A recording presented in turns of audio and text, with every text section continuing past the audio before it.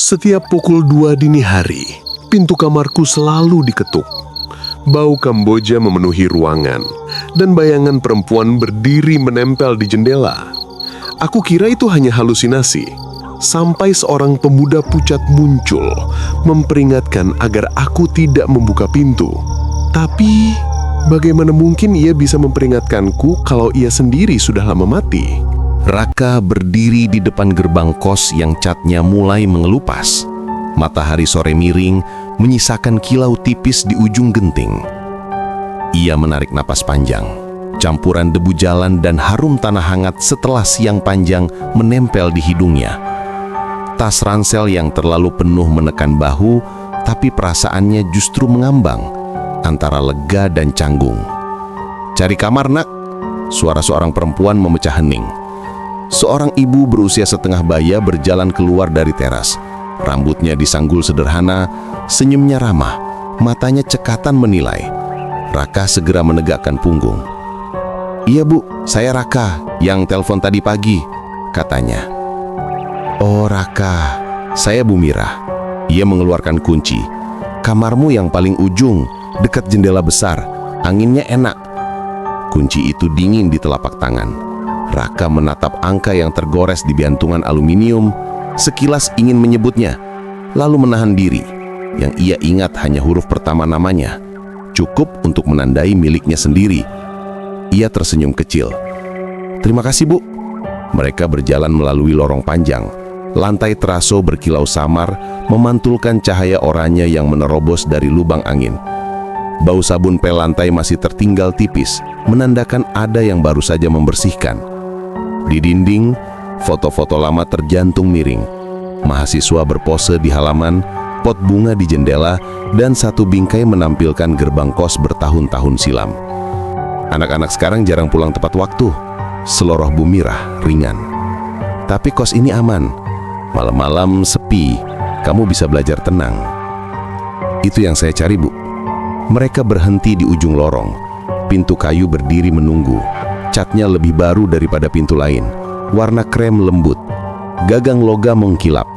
Di sampingnya, jendela berdaun dua terpasang kisi, menatap halaman yang menyimpan sebuah pohon kemboja dengan dahan melengkung. Bunganya jatuh berguguran, menutupi sebagian tanah dengan kelopak putih yang berjumbai kuning. "Kalau butuh apa-apa, panggil saya. Air galon ada di dapur belakang. Kompor boleh dipakai bersama. Kamar mandi di ujung. Cukup bersih.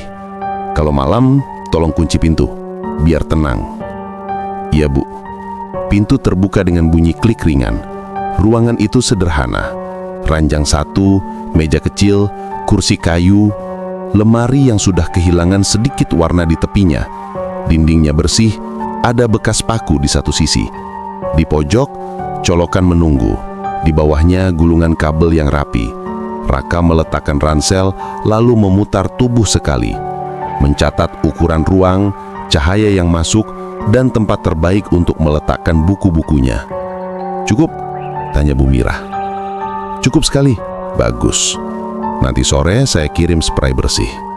Kamu istirahat dulu." Setelah Bu Mira berlalu, hening jatuh halus seperti kain tipis. Raka membuka jendela. Udara sore masuk, membawa suara jauh. Pedagang bakso yang mendorong gerobak, tawa anak-anak, derit sepeda. Di halaman, bunga-bunga kemboja yang baru tumbang tertiup angin, bergeser pelan seolah mengingatkan bahwa hidup terus berjalan, meski pelan. Raka mengeluarkan buku-bukunya. Ia menyusun di atas meja, memisahkan catatan, modul, dan novel tipis yang diselipkan ayahnya untuk teman kalau bosan. Ia menyusun baju di lemari, melipat rapi. Setiap gerakannya terasa seperti meletakkan bata rumah di dalam dadanya. Pelan-pelan, ia membangun tempat tinggal dari kebiasaan. Selesai beres-beres, Raka duduk di ranjang. Mata memandang langit di luar jendela yang berubah menjadi piringan tembaga. Di kepalanya, kampus menunggu, gedung-gedung tinggi, dosen dengan kemeja rapi, mahasiswa yang cepat berbicara.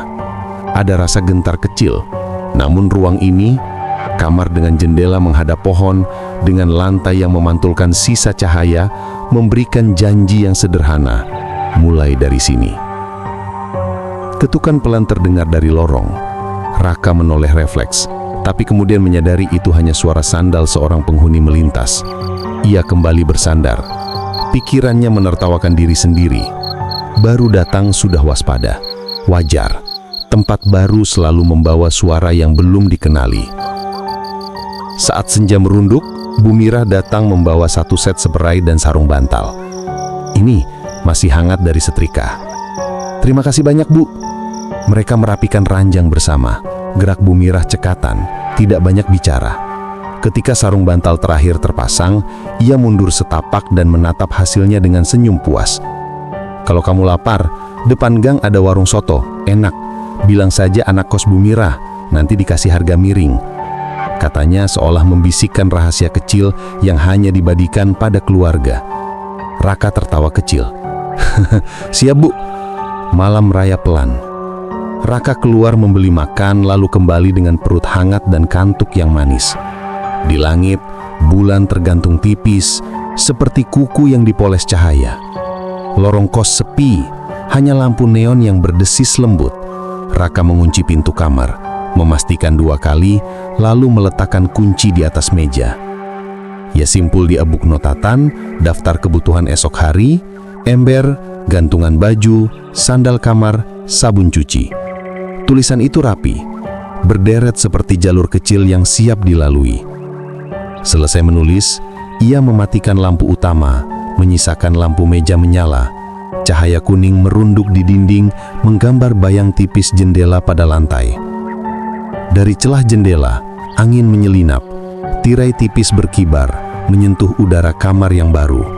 Raka menutup mata sejenak, merasakan kelembutan spray yang masih menyimpan hangat setrika. Di telinganya, dunia mengecil, hanya detak jam di dinding, tarikan napas sendiri, dan suara rumput yang digesek angin. Ia bangkit untuk mandi. Kamar mandi bersama berada di ujung lorong. Lampunya terang, cerminnya agak buram, ubin dindingnya bersih dengan sedikit bekas air di sudut. Air pancuran jatuh dengan suhu yang pas, menghilangkan lelah perjalanan, menenangkan sendi-sendi yang kaku. Raka menatap dirinya di cermin. Mata masih muda, penuh harap. Ia menyeringih, canggung, lalu tertawa kecil pada bayangannya. Keluar dari kamar mandi, lorong sudah sepi betul. Lampu neon berdengung halus. Suara kota jauh makin menipis. Raka kembali ke kamar dan menutup pintu dengan hati-hati.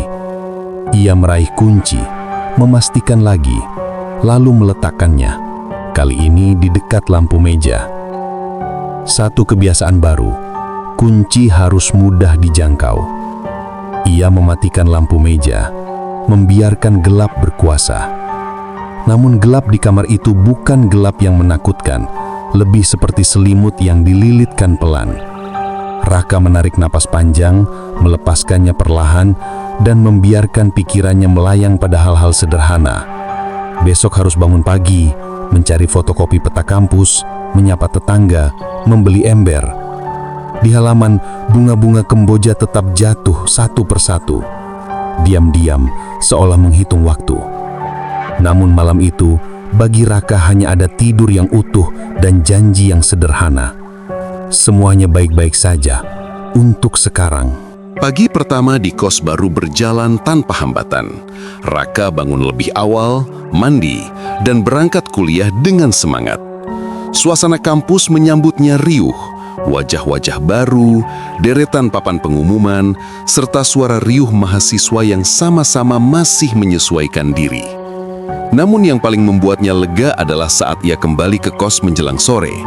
Lorong panjang itu sepi, hanya langkahnya sendiri yang beradu dengan lantai. Ia tersenyum, berpikir, benar kata Bu Mira, tenang sekali di sini. Malam datang dengan cepat. Raka menutup pintu kamarnya rapat, mengunci seperti biasa. Ia menyalakan lampu meja dan mulai membaca catatan kuliah. Angin masuk dari jendela membuat tirai berkibar perlahan. Tiba-tiba, duk, duk, duk. Suara langkah kaki terdengar di lorong. Pelan, seolah seseorang berjalan santai melewati pintunya. Raka berhenti membaca. Telinganya tajam menangkap denting sepatu atau sandal yang menggesek teraso. Ia menunggu. 1 detik, 2 detik, 10 detik. Tidak ada pintu lain yang terbuka, tidak ada suara salam. Hening kembali menelan.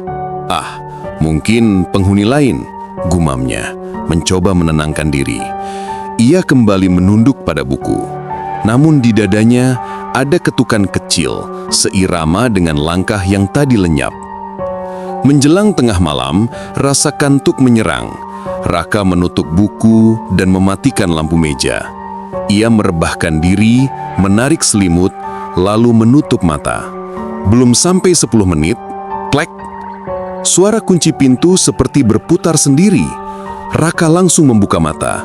Jantungnya berdegup cepat. Ia bangkit, menatap pintu yang kini terbuka sedikit. Hanya seujung jari. Tidak ada angin kencang, tidak ada tangan yang meraih gagang. Tapi, pintu itu terbuka. Dengan ragu, ia berjalan mendekat, menutupnya kembali, lalu memutar kunci. 2 kali. Setelah memastikan benar-benar terkunci, ia kembali ke ranjang. Namun tidur tak lagi mudah datang. Setiap detik terasa panjang. Jam menunjukkan hampir pukul 1 dini hari. Lorong sunyi, kos sunyi, bahkan kota seperti tidur dalam selimutnya sendiri. Raka berguling, mencari posisi nyaman. Saat itulah ia merasakannya. Aroma samar merambat ke dalam kamar. Wangi manis, lembut, tapi menusuk. Raka mengerutkan dahi.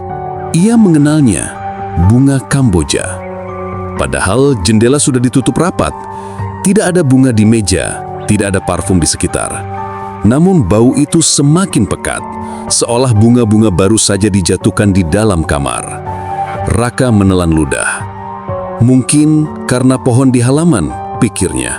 Meski ia tahu aroma itu terlalu kuat untuk hanya sekedar terbawa angin. Ia menarik selimut sampai ke leher, memaksa matanya terpejam. Di kepalanya, doa-doa sederhana terucap tanpa suara. Hanya itu yang bisa ia lakukan malam itu. Pagi menjelang, sinar matahari masuk dari celah tirai. Kamar kembali biasa, pintu terkunci, meja rapi, tidak ada aroma apapun. Hanya dirinya sendiri yang menatap kosong, bertanya dalam hati. Kenapa tadi malam terasa nyata sekali? Hari-hari berikutnya berjalan biasa bagi Raka. Ia mulai terbiasa dengan ritme kuliah, antrian di kantin, dan wajah-wajah baru yang pelan-pelan akrab. Kos terasa seperti tempat singgah yang aman. Tapi, setiap kali malam tiba, bayangan dari hari kedua selalu terngiang.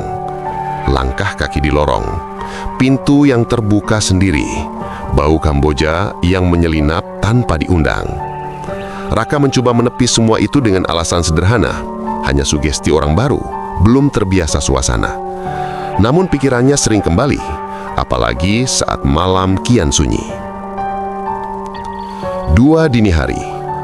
Malam itu jarum jam menunjuk angka 12 lebih. Raka baru saja selesai mengerjakan catatan kuliah. Ia mematikan lampu meja, lalu rebah dengan rasa lelah yang memeluk. Waktu berjalan, ia setengah sadar, tubuh terhanyut dalam tidur ringan. Hingga tiba-tiba, tok, tok, tok. Raka terlonjak. Suara ketukan itu jelas, tepat di pintu kamarnya. Pelan, tapi berirama, seolah sengaja mengetuk dengan sabar. Ia menahan napas. Mungkin hanya salah dengar. Ia diam, menajamkan telinga. Tok, tok, tok. Kali ini lebih tegas. Tidak ada suara lain di lorong. Hanya ketukan itu, lalu hening panjang yang menekan. Raka memberanikan diri turun dari ranjang. Dengan langkah hati-hati, ia mendekati pintu. Tangannya sudah terulur ke arah gagang, tapi berhenti di tengah jalan. Ada getaran dingin merambat di sepanjang lengan, menahannya. Ia mundur. Lebih baik ke kamar mandi dulu, pikirnya, sekadar menenangkan diri. Lorong sepi, lampu neon berkedip pelan. Ia masuk ke kamar mandi bersama. Udara di dalam lembab, bau sabun masih tertinggal tipis. Raka menyalakan keran, menciduk air, membasuh wajah. Ketika ia menatap ke cermin buram di dinding, jantungnya berhenti sejenak. Di belakangnya, samar ada bayangan perempuan berdiri, rambut panjang terurai, wajahnya tidak jelas. Hanya sosok tipis seperti kabut yang menggumpal, tapi nyata dalam pantulan kaca. Raka menoleh cepat ke belakang. Kosong, tidak ada siapapun. Ia kembali menatap cermin. Bayangan itu pun menghilang, seolah hanya bermain-main di tepi pandangannya. Dengan napas terengah, Raka kembali ke kamar. Ia mengunci pintu sekuat mungkin, menyalakan lampu meja lalu rebah dengan ranjang. Tangannya gemetar, keringat dingin menempel di pelipis. Ia mencoba menenangkan diri dengan mengalihkan perhatian. Dibukanya buku catatan di meja, tapi seketika wajahnya pucat. Bolpoin yang tadi ia letakkan di samping buku, kini sudah berpindah ke lantai jauh dari jangkauan. Ia yakin tidak pernah menjatuhkannya. Bahkan sebelum ke kamar mandi, semuanya masih rapi. Sekali lagi, dadanya dihimpit rasa asing, antara takut dan tidak percaya. Rasanya seperti ada seseorang yang berjalan bebas di dalam kamarnya tanpa izin. Malam itu Raka hampir tidak tidur. Ia menatap langit-langit, menunggu fajar datang. Setiap detik berlalu begitu lambat. Setiap bunyi kecil dari luar kamar membuatnya kembali waspada. Ketika akhirnya cahaya pagi menyelinap dari celah tirai, ia bangkit dengan mata merah dan tubuh lelah. Hanya satu kalimat yang bergema di kepalanya. Kalau semua ini cuma sugesti, kenapa rasanya begitu nyata? Siang hari, Raka berusaha bertingkah normal. Ia tetap berangkat kuliah, bercanda ringan dengan teman baru, bahkan sempat tertawa saat dosen memberi contoh kocak di kelas. Tapi di balik tawa itu, ada lingkar hitam di bawah matanya yang semakin jelas. Kurang tidur membuat tubuhnya lemah, dan pikirannya dipenuhi pertanyaan yang tak bisa ia ceritakan pada siapapun. Malam tiba lagi. Kos sunyi. Lampu lorong masih menyala redup, suara kota makin meredup, hanya sesekali motor lewat di kejauhan. Raka menutup pintu kamar, menguncinya rapat, lalu duduk di meja belajar. Ia mencoba menyalin catatan, tapi huruf-huruf terasa kabur. Rasanya seperti sedang menunggu sesuatu. Bukan tugas, bukan pesan, tapi ketukan itu. Jam melewati angka 11. Raka mencoba mengalihkan pikiran dengan mendengarkan musik dari ponselnya. Volume kecil saja, sekadar teman sunyi. Tapi bahkan musik pun tak mampu menyingkirkan rasa gelisah. Tirai jendela bergoyang perlahan, seolah ada yang berdiri di luar meniupkannya. Padahal ia tahu pohon Kamboja di halaman tidak cukup dekat untuk membuat angin sedingin itu masuk ke dalam kamar. Raka menghela nafas panjang. Hanya sugesti, hanya sugesti. Ia berbisik pada dirinya sendiri. Namun kalimat itu terdengar semakin tipis setiap kali ia mengulangnya. Hampir pukul 1 dini hari, Raka akhirnya menyerah pada buku catatan yang tak juga terbaca. Ia merebahkan diri di ranjang, menatap langit-langit, berharap kantuk segera datang. Saat matanya mulai berat, sebuah suara terdengar. Samar, lembut, sangat dekat. Raka, tubuhnya menegang. Ia menoleh pelan ke arah jendela. Suara itu datang lagi, jelas seperti bisikan tepat di telinganya. Raka. Jantungnya berdegup liar, tirai tipis bergerak, seolah ada seseorang berdiri di balik kaca, memanggil namanya dengan nada yang nyaris menyerupai sayang. Tapi tak ada bayangan siapapun di luar, hanya gelap halaman dan pohon Kamboja yang diam.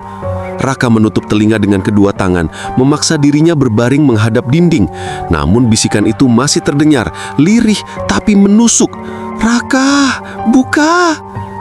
Ia menggigil di bawah selimut, tak berani bergerak, keringat dingin mengalir di pelipis. Malam itu terasa tak berujung, seperti terjebak dalam ruang yang tak punya waktu. Ketika akhirnya matahari menembus tirai, Raka bangun dengan tubuh lemas. Ia menyeka wajahnya dengan kasar, berusaha meyakinkan diri bahwa malam itu hanya mimpi. Namun begitu ia menoleh ke meja belajar, darahnya serasa berhenti mengalir. Buku catatan yang semalam ia biarkan terbuka kini tertutup rapat. Bolpoin terselip rapi di atasnya, seperti ada tangan lain yang merapikannya saat ia terlelap ketakutan. Hari-hari Raka makin berat. Ia pergi kuliah dengan mata merah dan senyum tipis yang dipaksakan. Teman-temannya mengira ia hanya sibuk menyesuaikan diri. Padahal setiap malam ia dihantui ketukan, bisikan, dan bayangan samar yang selalu muncul di kaca. Semakin ia berusaha menganggap semua itu tidak nyata, semakin kuat gangguan datang. Hingga pada malam itu, ketakutannya mencapai puncak. Jam di dinding menunjuk pukul 2 dini hari. Raka terbangun karena suara itu lagi. Tok, tok, tok. Awalnya pelan, seperti biasa, tapi kali ini berbeda. Ketukan itu tak lagi sabar. Semakin lama, semakin keras. Tok, tok, tok. Jantung Raka berdegup tak terkendali. Ia menatap pintu, napas memburu. Tangan gemetar ingin meraih kunci, tapi tubuhnya menolak bergerak. Seolah-olah jika pintu itu terbuka, sesuatu akan masuk dan tak pernah keluar lagi. Bersamaan dengan ketukan, kamar dipenuhi bau Kamboja. Bukan lagi samar, melainkan pekat hingga menusuk hidung. Raka bertabuk, menutup mulut dengan selimut. Harum itu terlalu tajam, seperti ada puluhan bunga yang diletakkan tepat di samping ranjangnya. Ia menoleh ke jendela. Pirai berkibar meski kaca tertutup rapat.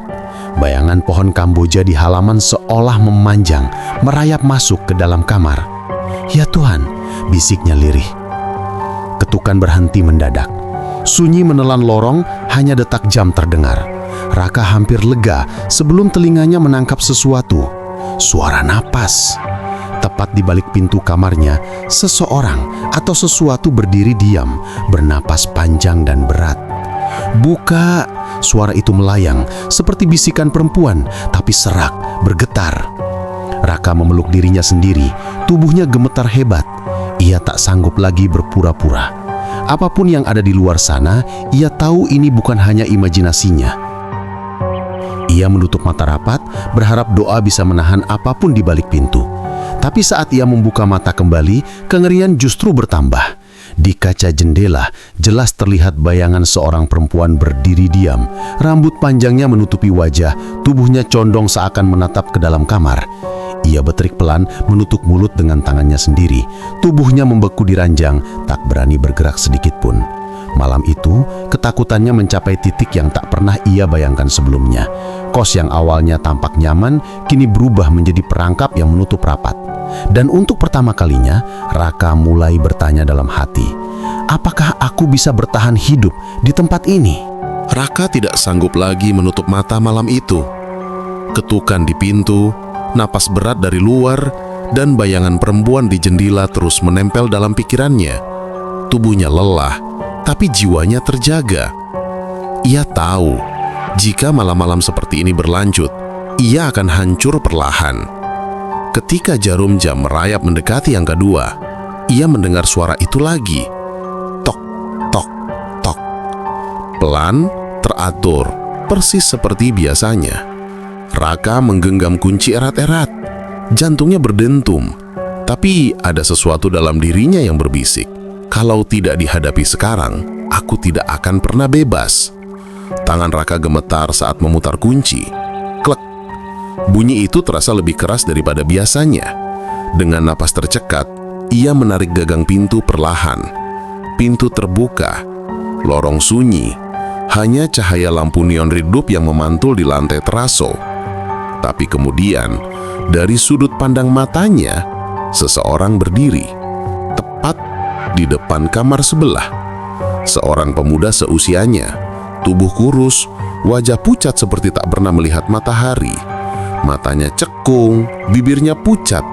Ia menatap Raka tanpa senyum, tanpa ekspresi. Jangan biarkan dia masuk. Suaranya pelan, serak, tapi jelas. Raka membeku. Ia menelan ludah, ragu apakah harus menjawab atau menutup pintu lagi. Siapa kamu? Tanyanya terbata-bata. Pemuda itu menggeleng perlahan. Bukan itu yang penting.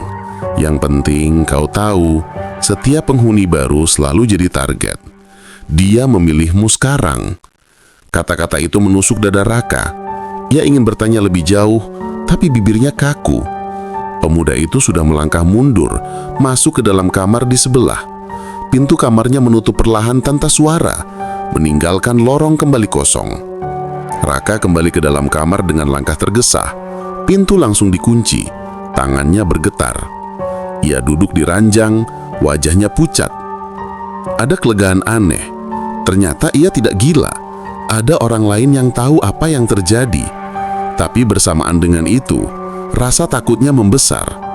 Kalau benar setiap penghuni baru menjadi target, berarti nasibnya sudah ditentukan sejak pertama kali ia menjejakkan kaki di kos ini. Malam itu ketukan di pintu tidak terdengar lagi. Tidak ada bayangan di jendela. Tidak ada aroma Kamboja, hening mutlak. Tapi bagi Raka, justru keheningan itu lebih menakutkan.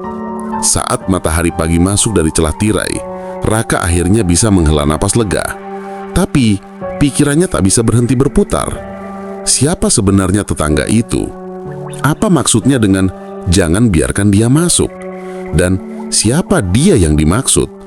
Pertanyaan-pertanyaan itu menggantung, menempel lebih kuat daripada mimpi buruk apapun. Pagi itu, sinar matahari terasa berbeda bagi Raka. Bukannya membawa lega, justru menyisakan rasa penasaran yang tak tertahankan.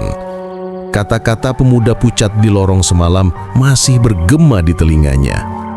Jangan biarkan dia masuk. Setiap penghuni baru selalu jadi target. Siapa sebenarnya orang itu? Mengapa wajahnya begitu pucat, seolah tak lagi hidup? Raka memutuskan untuk mencari tetangga misterius itu. Ia keluar kamar, menelusuri lorong.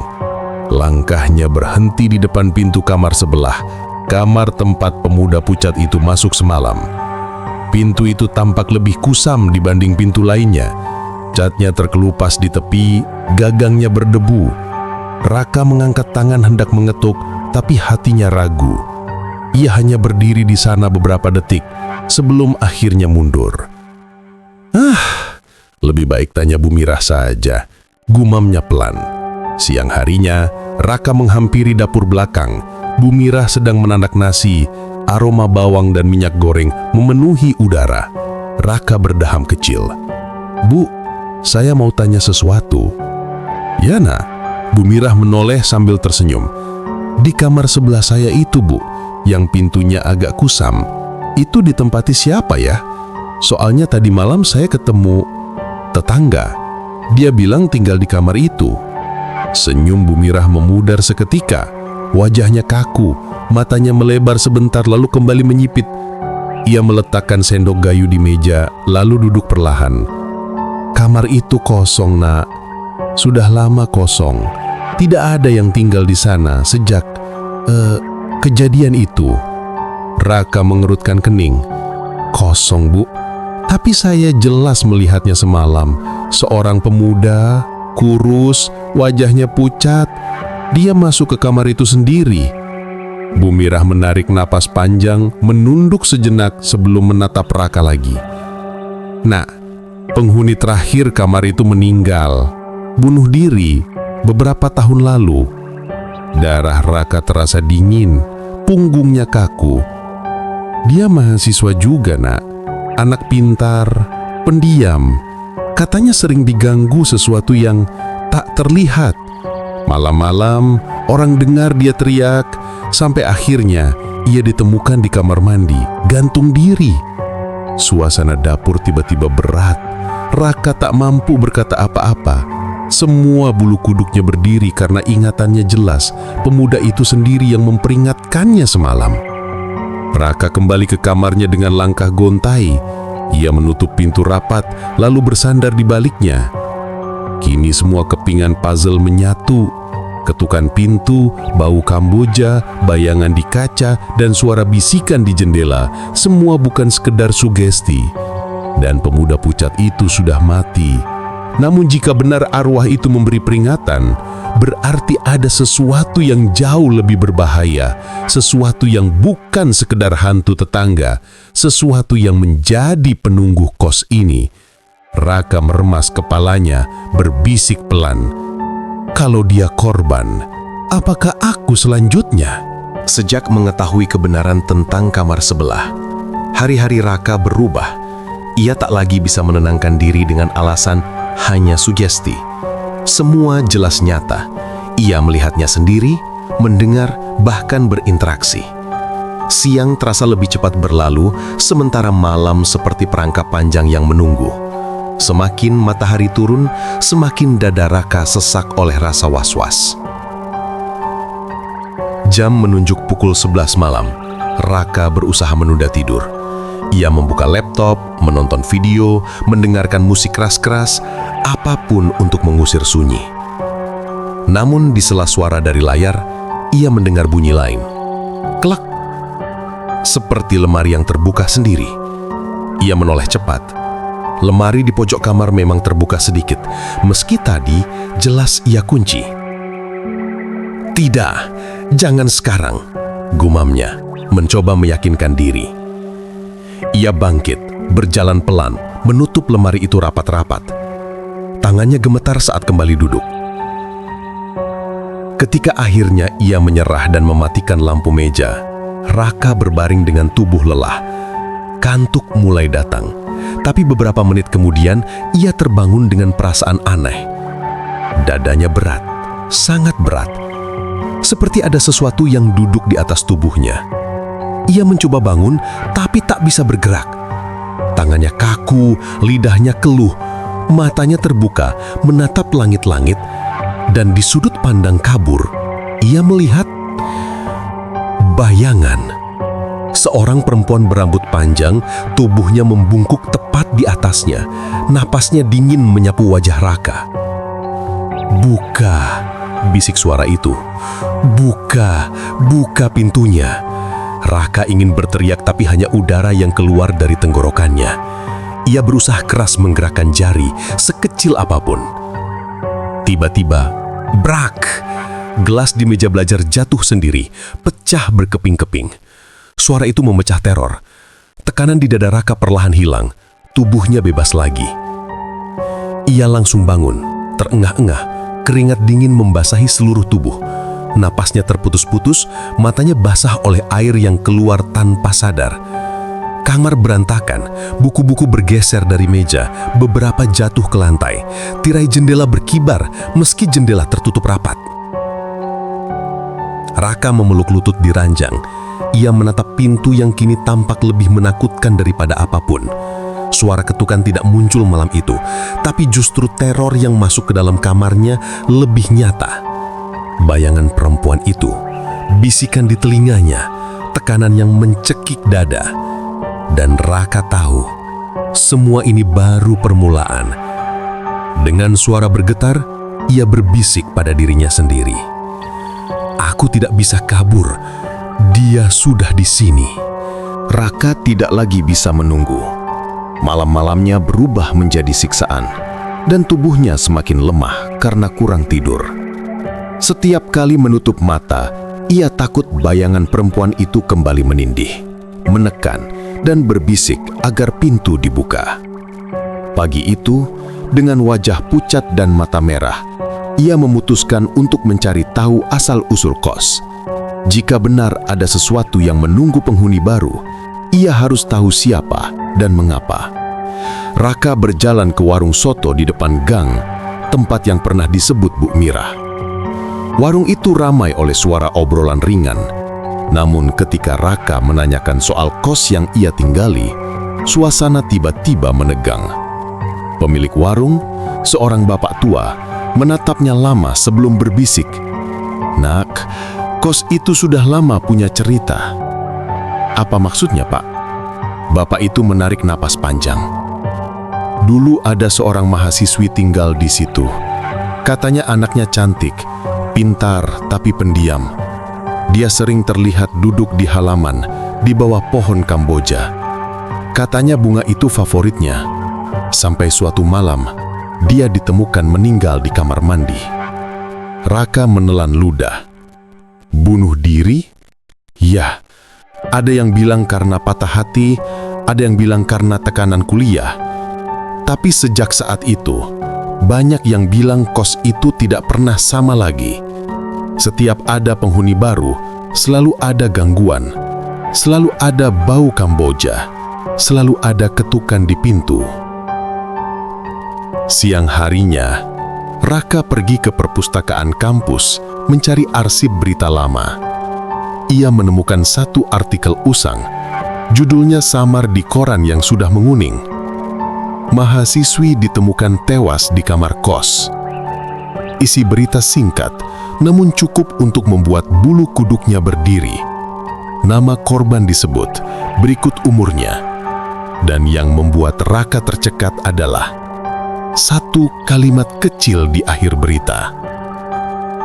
Di lokasi kejadian, bunga Kamboja bertebaran di lantai kamar mandi, meski tidak ada yang menaruhnya di sana. Raka menutup koran itu dengan tangan gemetar. Semua mulai jelas. Bau Kamboja yang tiba-tiba muncul, ketukan pintu di tengah malam, bisikan yang meminta pintu dibuka, bayangan perempuan di kaca.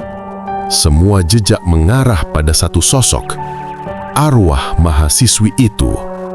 Arwah yang tampaknya tidak pergi, masih terikat di kos yang menjadi tempat kematiannya. Dan ucapan pemuda pucat di lorong kembali menggema di kepalanya. Jangan biarkan dia masuk. Malam nanti akan datang lagi. Raka tahu, ketukan itu akan terdengar. Bau Kamboja akan kembali memenuhi kamar. Tapi kini ia punya satu keyakinan. Jika ia salah langkah, jika ia membuka pintu, mungkin ia akan menjadi korban berikutnya. Dengan napas berat, ia menatap pintu kamarnya yang tertutup rapat. Kau menunggu aku kan? Tapi aku tidak akan menyerah begitu saja. Malam itu datang seperti biasa, tapi bagi Raka tidak ada lagi kata biasa. Ia sudah tahu ketukan itu akan datang. Bau Kamboja akan merayap, bayangan perempuan akan menunggu di balik kaca. Namun kali ini, ia sudah mempersiapkan diri. Ia menaruh Al-Quran kecil di atas meja, doa-doa yang ia hafal berulang kali dibisikkan, dan kunci pintu ia genggam erat di tangannya. Jika harus berhadapan, biarlah malam ini jadi akhirnya. Jarum jam menunjuk tepat pukul 2 dini hari. Tok, tok, tok. Raka menahan nafas. Suara itu terdengar tenang, sabar, seperti mengetuk hati lebih dari sekedar pintu kayu. Bau Kamboja menguar, menusuk hingga membuat kepala pusing. Tirai jendela berkibar meski kaca rapat. Bayangan samar terlihat menempel di sana. Tok, tok, tok. Lebih keras, lebih mendesak. Tidak, seru Raka dengan suara gemetar. Ia mulai melantunkan doa, ayat-ayat yang ia bisa, suaranya patah-patah, tapi keluar dari dada yang penuh ketakutan. Di luar, ketukan berubah menjadi hantaman. Duk, duk, duk. Pintu bergetar keras, seakan dipukul dengan tenaga yang bukan milik manusia. Bau Kamboja semakin pekat, hingga matanya berair. Raka menggenggam kunci erat, tubuhnya gemetar hebat. Tiba-tiba, suara itu datang lagi, bisikan lembut, tepat di telinganya, meski ia tahu ia sendirian di dalam kamar. Buka! Aku di sini. Bayangan perempuan muncul jelas di kaca jendela.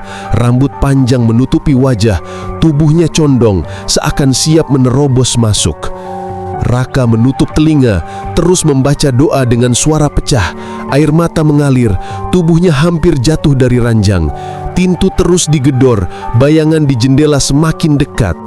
Lalu, mendadak, semuanya berhenti. Sunyi mutlak. Tak ada ketukan, tak ada bisikan, tak ada bau Kamboja. Raka masih gemetar menatap pintu yang kini kembali diam. Dengan sisa tenaga, ia terjatuh ke lantai, tubuhnya lemas. Pagi menjelang, sinar matahari masuk, hangat, seolah tak pernah ada apa-apa. Raka membuka mata, tubuhnya masih lemah, tapi ia merasa aneh. Kamar begitu tenang, bahkan lebih tenang dari sebelumnya. Ia menatap sekeliling, semua barang tetap di tempatnya, pintu terkunci rapat, tidak ada bekas apapun. Namun di meja belajarnya, tepat di samping Al-Quran kecil yang ia letakkan semalam, terletak satu bunga kamboja segar. Kelopaknya masih basah oleh embun. Raka terdiam, tubuhnya kaku. Apakah ia berhasil mengusirnya? Atau justru arwah itu kini sudah masuk ke dalam kamarnya, ke dalam hidupnya? Cerita berakhir di sana, meninggalkan pembaca bertanya, apakah Raka benar-benar bebas atau hanya menjadi bagian baru dari lingkaran penunggu kos itu?